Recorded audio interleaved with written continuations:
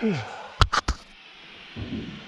you start by introducing yourself? Tell me your name and spell it, please. Okay, I'm Don Smith, and I'm on the board of directors of the Archangel Ancient Tree Archives. And it was started about 25 years ago by David Millark. And the idea was to find the largest, most successful trees in the country, actually the world, and clone those trees and save the genetics, because obviously that's going to be a more successful tree. Emphasis has been placed on the redwoods and the sequoias, the giant sequoias, which I hold a seedling right here, over the last few years, because these trees grow very, very rapidly at 2 feet a year, and they can sequester 400 tons of carbon dioxide. We're trying to assist the migration of these trees from their natural habitat in California up into higher latitudes. These trees, the climbers went up to the very top of these trees, 230 feet in the air, got the cones, brought them down. We stratified those cones in cold for about 3 months, and then we planted them, and then this tree here, this little seedling here, is about 1.5 years old. We're giving 2,020 trees to the park department here, and they're going to plant these. Our job is to get them out here, which we did with the trailer and my car from Michigan. And the Ancient Tree Archives is located in Coatmish, Michigan, which is a little town about 30 miles south of Traverse City.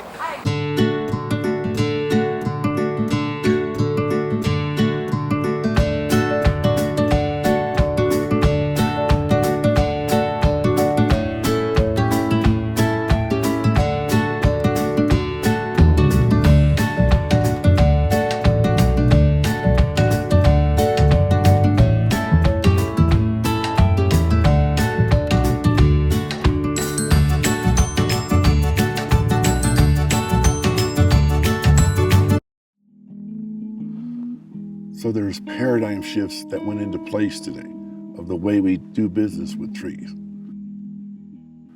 What we realize how they communicate. Now we're playing music to their tune. And if we work with them, they just might save us as a species on this planet. I feel I should say a few words about my dear friend David Millark. When I met him about 8 years ago, everybody told me he was a maniac. Here was an obsessed man who believed that we ought to be taking cuttings from the world's ancient trees in order to give nature a helping hand. Well, how mad does that man look today with the wildfires that have actually laid waste to the sequoia groves?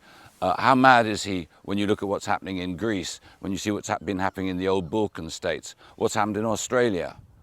Suddenly the whole world is waking up that we've got to give nature a helping hand. Not only do we have to restore the places which have been burnt to a cinder, we've also got to enable these trees to be planted maybe as much as 1 degree north, so that they can compete with the climate change that is coming towards us. And make no mistake, we're not looking forward to climate change. It is happening now.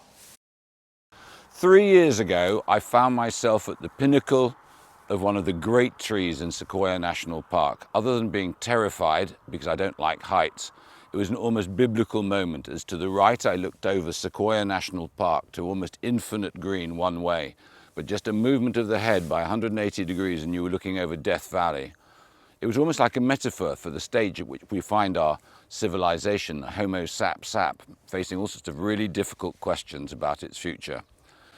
We're standing here at the Eden Project next to a road which may seem slightly ironic. Behind me, one of the cuttings we took from David Millark at Archangel to bring here to the Eden Project. 49 trees we have planted that are the relatives of absolute giants in the great American wild places.